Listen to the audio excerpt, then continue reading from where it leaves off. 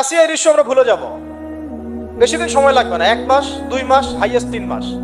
এর আগেও বহু ইস্যু আমরা এসেছে ভুলে গেছি, একটার পর একটা এসেছে, একটার পর একটা ভুলে গেছি আমরা, এবং যাবো ভবিষ্যতে। লিখে নেন আপনারা, এই বাচ্চার কথা কেউ মনে রাখবে না, এই বাচ্চাটার কথা কেউ মনে রাখবে না। 3 মাস পরে, 6 মাস পরে, 1 বছর পরে আরো নতুন ইস্যু আসবে, আরো নতুন পাপ হবে, আরো বড় বড় ঘটনা ঘটবে। এরপরে মানুষ এই বাচ্চাটাকে ভুলে যাবে। এই বাচ্চাটা কি তার মৃত্যু যন্ত্রণা ভুলতে পারবে? তার সম্মানহানি ভুলতে পারবে? তার পিতামাতাকে ভুলতে পারবে?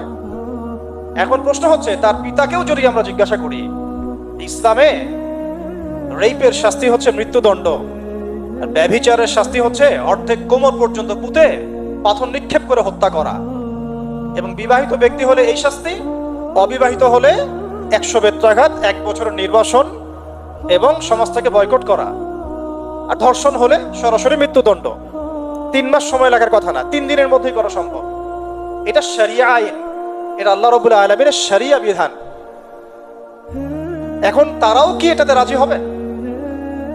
যারা শোক প্রকাশ করছেন তারা কি এই বিধানটা কার্যকর করতে রাজি হবে? ধর্ষককে সবার সামনে প্রকাশ্যে মৃত্যুদণ্ড দেওয়া হোক, শরিয়া আইন কার্যকর করা হোক, রাজি হবেন না। কারণ আপনারা বলবেন এটা করতে গেলে বাংলাদেশ থেকে মৌলবাদী রাষ্ট্র হয়ে যাবে। তো সমস্যার গোড়ায় আপনারা যেতে চান না, ডালপালা নিয়ে নাড়াচাড়া করেন।